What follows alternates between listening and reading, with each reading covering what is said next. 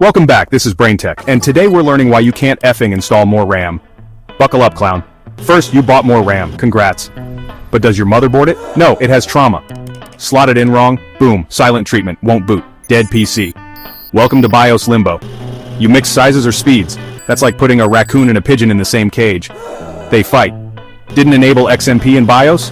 Congrats, you've been driving a Ferrari in grandma mode. RAM's asleep. And if your CPU's from the Jurassic period, enjoy bottlenecks. RAM speed means nothing if your processor thinks it's 2006. More RAM does not equal more speed if your system is bottlenecking harder than your emotions. This isn't plug and play, it's plug and pray. Hash BrainTech hash, RAM pain hash PC builds gone wrong hash tech brain rot hash plug, and pray hash DIY disaster.